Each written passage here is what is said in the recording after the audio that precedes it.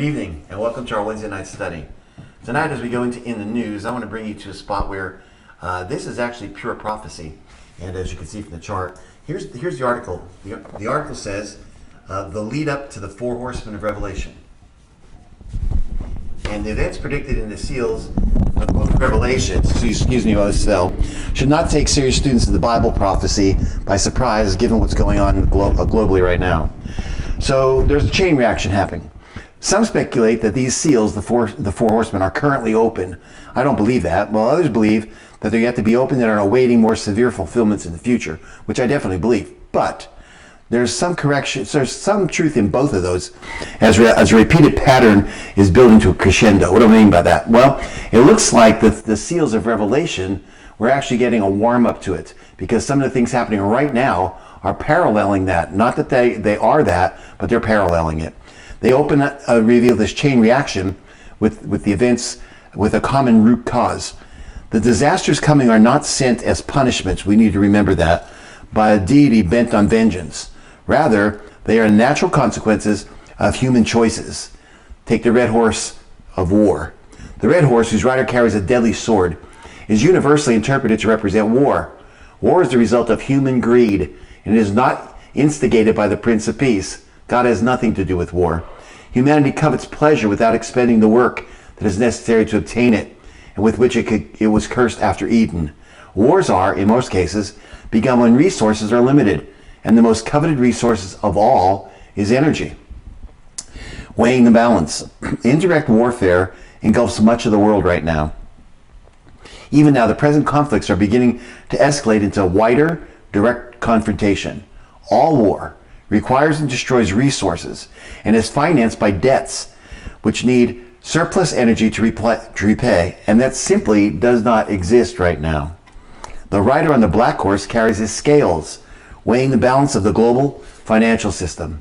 While more money and resources are transferred to those promoting and profiting from war, the majority of people suffer as needs go unmet.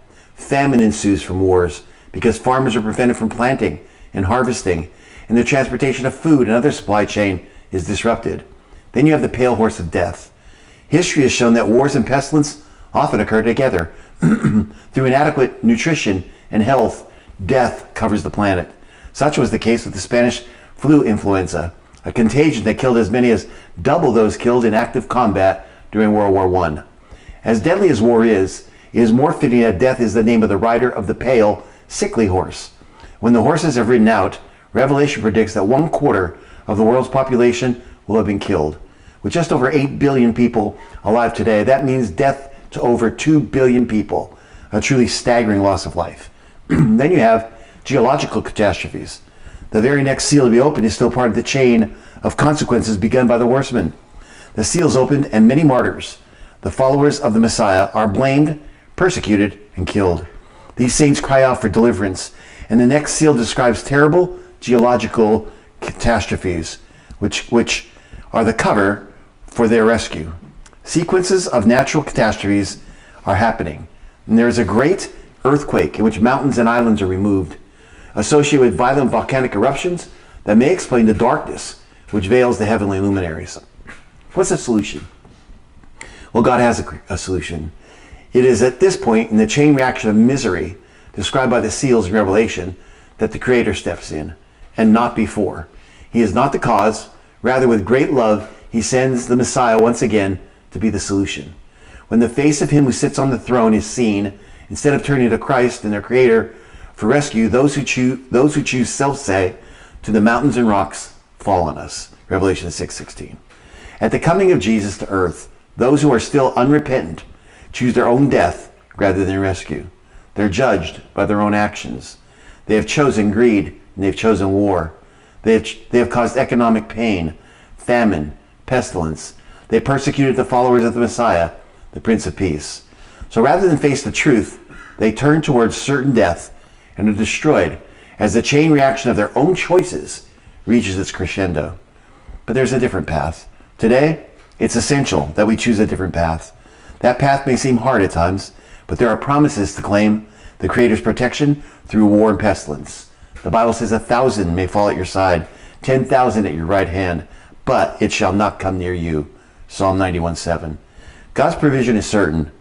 Bread will be given him, and water will be sure. Isaiah 33:16. So now is also the time to share the message of the love and mercy of Jesus as brought to us by our Messiah. Jesus says, "For I did not come to judge the world, but to save the world." John 12:47. Catastrophes are coming. Now more than ever is the time for us to ensure that we're living in deep, intimate relationship with Jesus, who is our rescuer. What we're seeing today, and what we will see, that article tells us, in the Four Horsemen, is the consequences of men's sin. Men's sin has a incrementally a building type of relationship. The sin builds one upon another, and we see war, famine, death, pestilence. That's all because of man's choices. There's no reason why we should have wars all over our world in the 21st century, but yet we have more now than ever. Let's go a little bit further and tell you what's going on here. Again, if you want to see prophecy, and if you're really a prophecy buff, then you really need to hear this, because this is right down the line to fulfill prophecy. Alliances of the end: Turkey asks Russia, Syria, and Iran to unite against Israel. You heard that right. And this is prophecy from Ezekiel. War is in the air, obviously, and we are seeing some very interesting alliances form. The Russians and the Chinese continue to strengthen ties with one another. Meanwhile, the president of Turkey is calling for a very alarming alliance of military powers in the Middle East. On Saturday, he told the press that he is urging, quote, Russia, Iran, and Syria to form a united front to protect Syria's territorial integrity. Russia is Gog. Iran is Old Testament Persia. Syria is Assyria. Obviously, Iran and Syria are already working very closely together. Iran and Syria are already essentially at war. We act together with Israel. Now we are waiting for Israel's response. I believe it'll come after November 5th, and it'll come hard. Iran has informed the United States that it will retaliate against any new attack by Israel. Nobody is backing down at this time. Meanwhile, the IDF continues to bomb the living daylights out of Hezbollah and their targets all over Lebanon. So I'm expecting some really big escalations in the coming days. I think it's a matter of time before you hear it on the news. How many years have we been warning you about a very strong alliance between Russia and China? I've been talking about that for years. But very few people in the Western world seem to be alarmed about what is happening. We're too caught up with our loop of news that only deals with American politics. Yet our world is going to hell in a handbasket. Despite all of the money that we've poured into Ukraine, the Russians are still winning the war. I just saw today that they're deploying 200,000 foot soldiers to the Russian-Ukraine border. I watched the video on it. They're actually going right now. On the other side of the world, the Chinese just surrounded Taiwan with warships and fighter jets in an exercise, they call it. And the good news is that it was only a military exercise. The Chinese, though, are practicing for a future blockade of Taiwan. And just before the military exercise commenced, a video was released that boldly declared that the Chinese military is, quote, prepared for battle at all times and can fight anytime. And the moment they establish such a blockade, the United States and China will officially be at war. Sadly, it could happen a lot sooner than most people think. War is in the air. We are so close to the unthinkable, and our window of opportunity to avoid a global nightmare is rapidly closing. I don't believe that we'll avoid it. I think the only way we will, and I've told you this before, honestly, God is sovereign. Whoever gets into the White House, we need to vote. You'll see me say that later on tonight. But whoever gets in the White House, God allowed. And if he allows Kamala to get in the White House, which is unthinkable to me, that means that prophecy will accelerate. We will get down the fast track of what's going to happen to Israel and Russia. If Trump gets in, I believe we'll have another 4 years of trying to have a revival, not because of him, but because we'll have peace. I think he'll bring peace. And I think that will be our opportunity to have a revival. So a leader in America does matter. It matters in the scope of God's sovereignty and what he allows to happen or not happen. Let's go a little bit further. Let me tell you about something under the New World Order category. The U.S. government is dramatically expanding facial recognition technology. Now, we've been talking about facial recognition for a long time, but this is facial recognition on steroids. If you listen to this, you'll understand where we're going with it. Do you want to live in a society where you're required to have your face scanned wherever you go? If not, you may want to speak up right now while you still can. The U.S. government is aggressively expanding the use of facial technology for identification and verification purposes. Of course, it isn't just our government that's pushing facial recognition technology. It's popping up throughout our society. And given enough time, it will literally be everywhere. And I do mean everywhere. But do we really want to live in a dystopian world where our faces are constantly being scanned all the time? Well, I don't. I don't think anybody does. We're being told that this new facial recognition system will rely on, quote, best-in-class facial matching algorithms.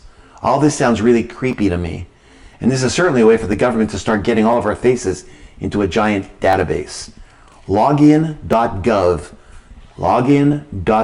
this is where it's launching it, has already more than 100 million users.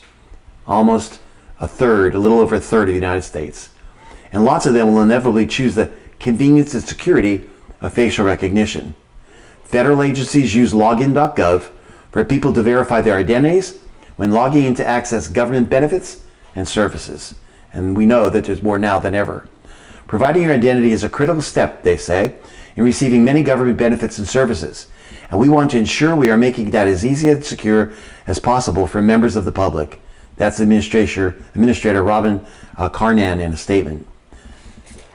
Sadly, it isn't just the government that we need to be concerned about. AI programs such as ChatGPT have turned out to be quite adept in identifying faces. Even more alarming is what a couple of Harvard University students have been able to accomplish. They integrated PimEye's facial recognition software into a pair of Meta's smart glasses. And they were able to instantly pull up the personal information of strangers just by scanning their faces. So all you have to do is have the glasses. You can look at anybody and you get all their personal information. If that's not scary, I don't know what is. It would only likely be a matter of time before this sort of technology is absolutely everywhere. Can you imagine what criminals will do with this? All they need are the glasses. A predator would not even need to follow you home. He could just scan your face through his glasses without you even realizing it. And by scanning your face, he could get your address, your phone number, and a whole lot of hosts of other private details about your life. A lot of people out there just don't get it. In society without privacy, the bad guys will always find you. Of course, in a society without any privacy, there would be no hiding from tyranny either. When facial recognition technology is literally everywhere, there will be nowhere to run and nowhere to hide. Every time your face is scanned, your location would be known. Of course, most people already carry around phones that constantly monitor where they are anyway. But as the Big Brother surveillance grid that is being constructed all around us becomes even more pervasive, it won't be too long before there is literally no opting out. Now is the time to take a stand, because once our privacy rights are completely gone, it will be nearly impossible to get them back. Can you see it all playing into an antichrist system? Can you see the numbering? Can you see the identity of everybody on earth? We are watching how John wrote it 2,000 years ago, didn't have a clue. But now we are there. We are right there. Excuse me. Let's go on and talk about Israel. Kamala Harris is being interviewed right now by Brett Baier, and I'm sure she's trying to take up as much time as she can with her word salads, not answering anything, because that's usually what she does. This article tells you the same thing. Harris's confused answer about whether Israel is our ally or not. In a recent interview in 60 Minutes, which by the way she bombed, Vice President Kamala Harris responded to a question about the U.S.-Israel alliance with what amounted to a more political answer than really an answer of reality. Interviewer Bill Whitaker asked, do we have a really close ally in Prime Minister Netanyahu? Pretty simple question. It's a yes or no answer. To this, Harris responded, I think, with all due respect, the better question is, do we have an important alliance between the American people and the Israeli people?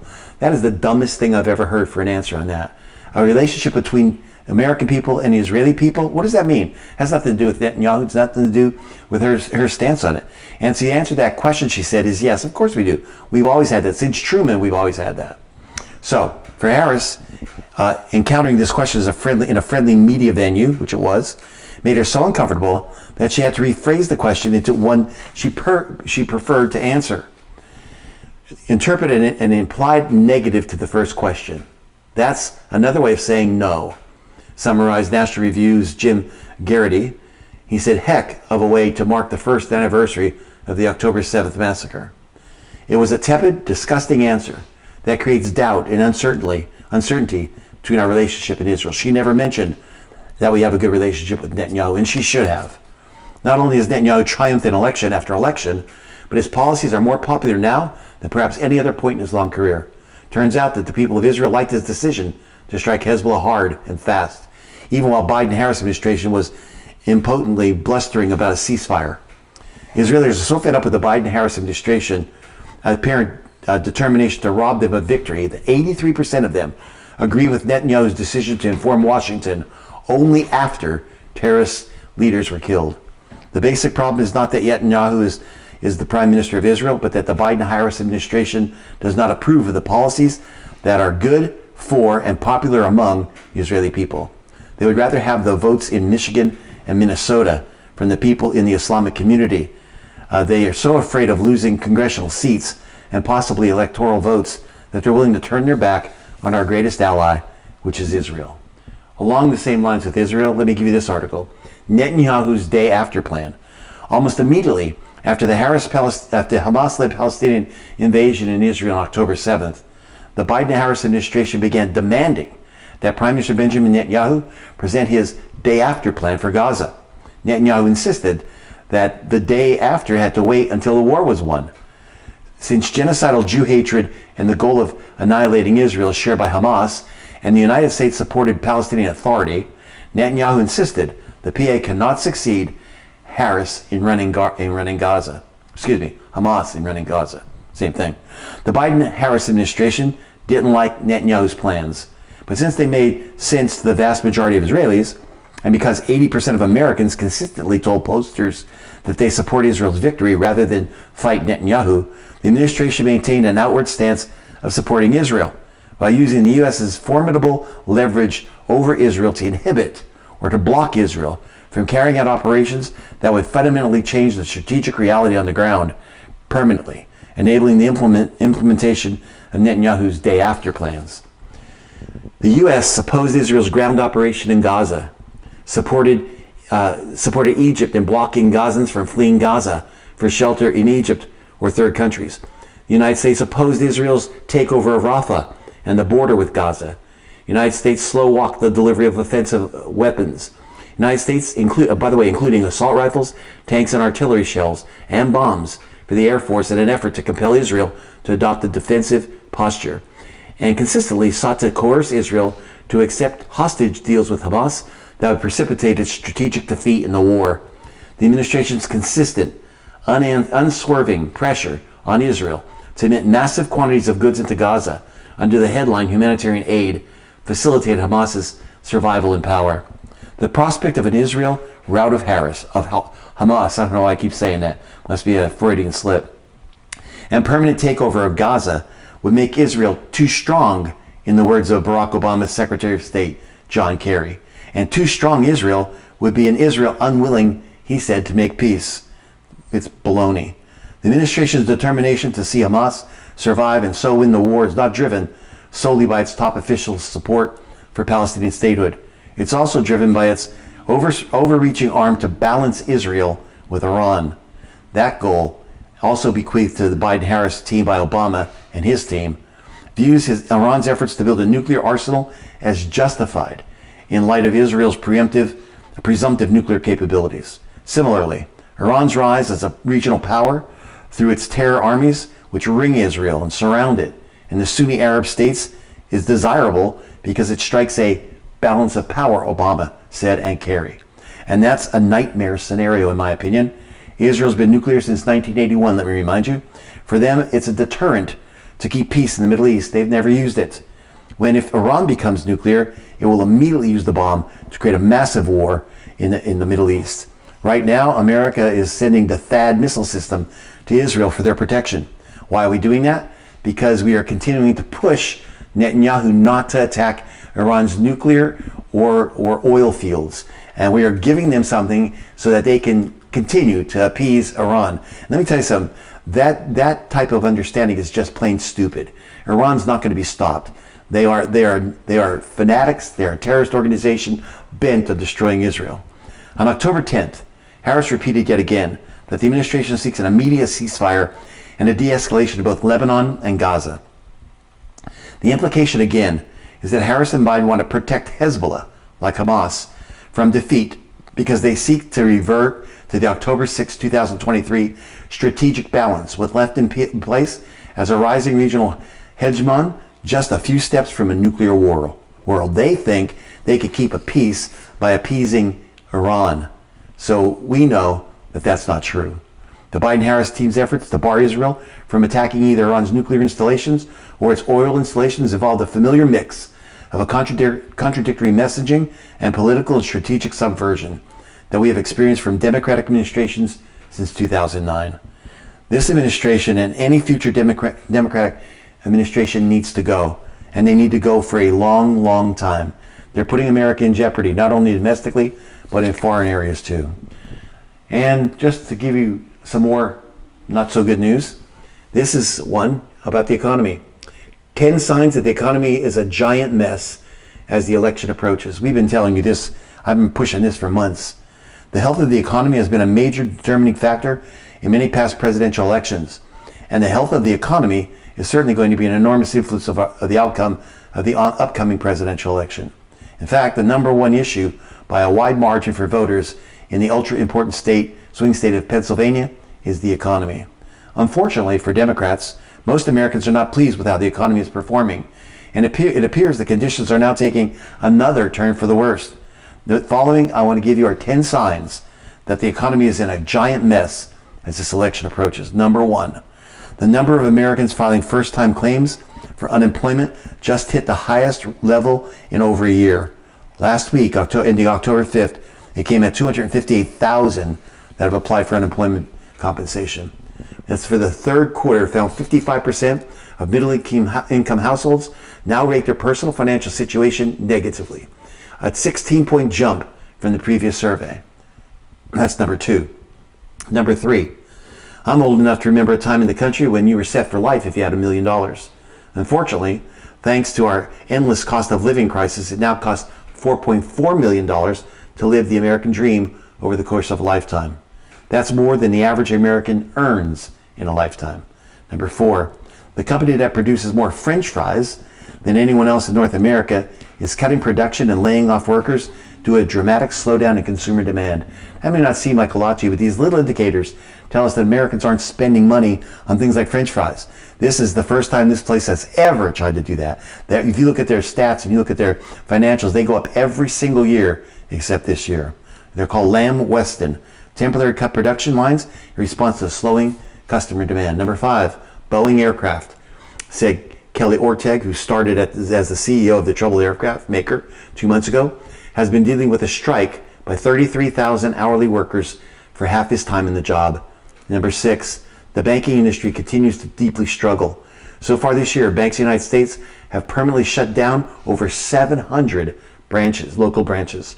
Number seven, after 75 years, True Value has been forced to file for bankruptcy and will be selling substantially all of its operations to a rival. Number eight, did you ever think that you would live to see a day when hundreds of 7-Eleven stores would be closing? Sadly, that time has now arisen. Thursday, 444 locations shut down a 7-Eleven because of a variety of issues, including slowing sales, declining traffic, and inflationary pressure. Number nine, Home Depot apparently believes that rough times are ahead because they're dumping millions of square feet of warehouse space across the country to the tune of 3.2 million square feet in a month. Number 10, at this point things are so bad that even Disney is laying off workers. Man, you need to look at Disney's revenues. They go up like crazy. They never have gone down except right now. About 300 employees across Disney's corporate divisions will be impacted this week. The layoffs began on Thursday and will continue until the end of the week. And that's amazing considering Disney's gross profit for 2023, which was $30 billion in profits. The employment market has gotten a lot complicated than it was in the old days. Once upon a time, being good at what you did was enough. But now, other considerations are more important than pure intent. A top Oregon state official has been put on administrative leave after a pink-haired, DEI-obsessed subordinate complained he was making hiring decisions based on qualifications instead of personal identity considerations, according to a report. It's ridiculous. Isn't that nuts? Our society is getting crazier every day, and I'm deeply concerned about where all this is heading. Our system is literally crumbling right in front of our eyes. And unless something drastic happens, economic conditions in this country will soon become extremely harsh. And let's talk about voting. I want you to see what we're talking about when we say about voting. Vote. And I'm going to give this as a encouragement to all of us. This is shocking when I heard this. There's no reason we should ever lose an election if you are looking for a Republican to get it, because the Republicans have the evangelical vote. The reason they lose is the evangelicals don't vote. Listen to it. Choosing silence this election, how not voting allows evil ideologies to prevail. As much as people have come to rely on the ebbs and flows of public opinion, longtime strategists know that there's a better predictor of how Democrats will do in an election, and that's the evangelical vote, or, as the 2024 numbers warn, the lack thereof. According to some truly shocking, and I was shocked, statistics from George Barna at the Arizona Christian University, as many as, listen to this, 41 million Christians plan to sit this election out. 41 million. More than enough to hand the country's keys to the eager and radical left. For Donald Trump's opponent, the news that one of the Dems' biggest obstacles to victory is voluntarily shirking their civic duty is a cause for permanent celebration by the Democrats. Incredibly, the research conducted between August and September suggests that 41 million self-described, ready for this, born-again Christians are unlikely to vote in the November election. They won't vote. First, that Christians could be a deciding factor in a bunch of federal and state races and are choosing not to be. And second, that they are longing for their local church to instruct them on how to think biblically about policy-aged politics. And they don't want to be told how to vote, but they do want to know why they should vote. And if you are listening to me tonight, I urge you, I implore you, not to be one of those negligent 41 million Christians who won't vote. Get out and vote. Why? Well, November 5th involves a lot more than the White House. Much more important decisions than the presidency on the state and local ballot. Control of the House and Senate hangs in the balance. Governors, state attorneys general, local school boards, even comptrollers are amassing major victories in protecting children from radical gender ideologies, pushing back on corporate America's woke agenda, fighting the Biden administration's lawless overreach, and passing sweeping pro-life and pro-parent laws. The hopes of soldiers on foreign battlefields, the persecuted church in faraway lands, and the peace of God chosen nation, Israel. This is what's at stake. And yet, this church-wide short-sightedness threatens to leave everyone from our global neighbors to our next-door neighbors without anyone to help. Think about what has happened here in America in just the last 35 years. There's been gender confusion. There's been marriage redefinition. There's been disregard for life. There's become environmental worship, a stopping of the parental authority, excuse me, the deterioration of religious liberties, and the list goes on and on and on. We have no one to blame but ourselves. There are 90 million self-identified evangelical Christians eligible to vote in the United States today. And according to George Barna, a healthy slice of them, almost a half of them, will refuse to vote. Let me tell you what happens when we're not involved in political process. We open the door for every evil ideology to fill the vacuum. Why is there so much political apathy in our world? Because a lot of Christians think that politics is a dirty word and they don't want to be involved in it. Well, you are. Even if you don't vote, you're definitely involved in it. Then they wonder why every evil has filled the vacuum. If you thought the last 35 years was disturbing, imagine the next 35. We are one generation away from losing what is valuable and precious and sacred. This trend of political indifference and disgust is in spite of the scripture's clear teaching that government, like the family and the church, is an institution created and established by God. Why is it that when it comes to the family, people are protective of the family, Christians in particular? Why is it when it comes to the church, Christians in particular want to care for the church and defend their church? But then when it comes to the third institution, the second one that God ordained, all of a sudden people say, well, that one doesn't need my involvement. That one doesn't need my participation. That one doesn't need me to be engaged. Look, God has called us in 2 Corinthians 5:20 to be his ambassadors. An ambassador is one who represents another officially or dignitary. We are representing the Lord Jesus Christ as he calls us to repent and represent him in every facet of every aspect of life. That means we represent him on the job, That means we represent them in the family. That means we represent them in church. That means we represent them in our neighborhood, where we go to school, where we interact on every level with every person. God calls us to be ambassadors. We don't stop being ambassadors because we think, well, government is a dirty word, politics is a dirty word. We need to be engaged. Bottom line, if we see the rising tide of evil in our land and we decide to do nothing, we are ceding ground to the enemy, and we are being unfaithful to our calling as ambassadors of Christ. My last thing I want to say about this is go out and vote. More than anything, vote. Your vote as a Christian is a vote against evil. And make no mistake about it, evil is running for election this November. Let me give you one last thing. This one says, young lives change forever. 14,000 kids in the transgender treatment surge.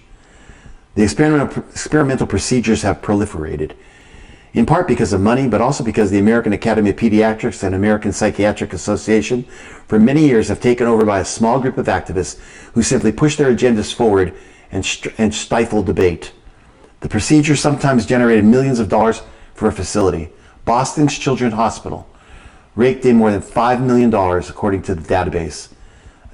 Here's a list of the dirty dozen hospitals that most profited off pediatric transgender procedures. The Children's Hospital of Philadelphia, Connecticut Children's Medical Center, Children's Minnesota, Seattle Children's Hospital Los Angeles, Boston Children's Hospital, Rady Children's Hospital, Children's National Medical Center, UCSF Beanoff Children's Hospital Oakland, Children's Hospital Colorado, UPMC Children's Hospital Pittsburgh, Cincinnati Children's Hospital Medical Center. The transgender industry has exploded from a trickle of young males seeking transition procedures to thousands upon thousands of minors who have filled the industry's bank account with more than $200 million, according to a new groundbreaking report. Nearly 14,000 minors have undergone transgender surgeries, puberty blockers, or cross-sex hormone injections between 2019 and 2023. 13,994 children received transgender-related treatments. 6,000 transgender sex change operations were carried out on children. 63,000 hormone and puberty blocker prescriptions were written for 10,000 pediatric patients, and at least $119 million made from sex change treatments performed on minors. This release of the data is really a nuclear bomb. We are led to believe by politicians and by many groups that these interventions are very rare and hardly happening at all in this country, and that's simply a lie. Some of these hospitals are actually activists, are reaching out to the community and promoting their services. Yet not everyone has bowed the knee to the industry's consensus. The American Society of Plastic Surgeons has refused to endorse any organization's practice recommendations for the treatment of adolescents with gender dysphoria, and acknowledge there is considerable uncertainty as to the long-term efficacy for use of chest and genital surgical interventions, and the existing evidence base is viewed as low quality and low certainty. Thanks to transgender activists, children are being permanently and physically disfigured. They're losing their capacity to have biological children in the future. Many of them will have impaired sexual functioning, inability to have sexual pleasure, and many, many other medical and psychiatric problems. Walter Heyer, who lived for years as a woman before embracing his God-given sex, told the panel at the 2024 Pray Vote Stand Summit in Washington, D.C. last weekend, like many transgender identifying young people, Heyer was psychologically, physically, and sexually abused as a child. Today, he says he hears aspects of his own story in thousands upon thousands of young people who speak with him. When people approach me, they say, I'm a transgender, I transitioned, and I have gender dysphoria. I always say, well, you're not a transgender, you've never transitioned, and you probably don't have gender dysphoria. Heyer says, that's not gender dysphoria, it's trauma. It is categorically impossible to change your gender with hormones and surgery, Heyer points out. No one has ever changed genders. They've changed their persona. We see a population that is vulnerable, that has been taken advantage of, that has no means of intervention. Because once they go through gender-affirming care, listen to this, there's no insurance to go through a detransitioning process. Nobody will pay for it. There's no insurance to cover the trauma that happens to someone who's been told by the medical community, this is the way you're going to get better.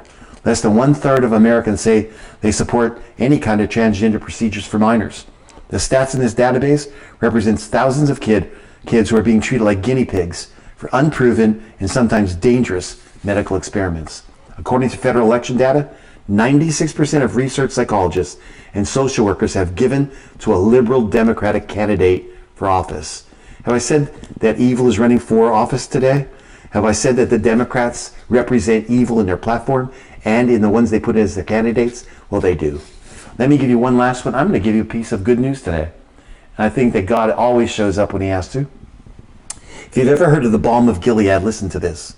During an archaeological dig in the desert area north of Jerusalem, a seed was discovered in perfect condition, but had obviously seen many a year.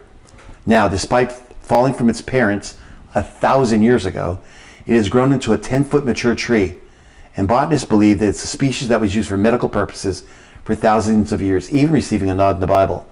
Using a well-documented technique that saw 2,000-year-old date palm fruit pits germinate, Dr. Kullinger said that fertilizer and water, and then planted in a pot of sterile seed, and then he waited. The plant has become a 10-foot tall tree. Another doctor, Dr. Salin and her team, thought it was an extinct species known from history as Judean balsam. It is said to have aromatic traces similar to the resins of the myrrh trees to which it is related, and to the myrtle tree of the Bible. By the way, that's the balm of Gilead. By carbon dating, the seed fell to the ground around 1,000 years ago. Have they found the tree that produced the balm of Gilead? It has not yet produced fruit or flowers, but when it does, they will know for sure. Dr. Louise Colville, senior research leader in the biology lab of one of the major universities, who wasn't involved in the research, told CNN that it was a major accomplishment to grow a seed that old and possibly lead to the resurrection of a biblical botanical. Dr. Colville also said, what's surprising in this story is that it was just a single seed, and to be able to have one chance to make it grow and germinate, and it actually did. She said, how lucky. Is it lucky or is it prophetic? Do we need the balm of Gilead? I did a little research for you. In the Bible, balsam is designated by various names. Bosem, Bisem, which all differ from terms used in the rabbinic literature. After having cast Joseph into a pit, his brothers noticed a caravan on its way from Gilead to Egypt, with their camels bearing spicery and balm and myrrh. That's the balm of Gilead. When Jacob dispatched his embassy to Egypt, his presence an unknown ruler included a little balm of Gilead. During the final years of the kingdom of Judah, Jeremiah asked, is there no balm in Gilead? Still later, from expression in Ezekiel, balm was used as one of the commodities which Hebrew merchants carried to the market of Tyre. According to 1 Kings, balm, was among the many precious gifts the Queen of Sheba gave to King Solomon. Is God allowing us to have the balm of Gilead because we need healing now more than ever? I believe he is.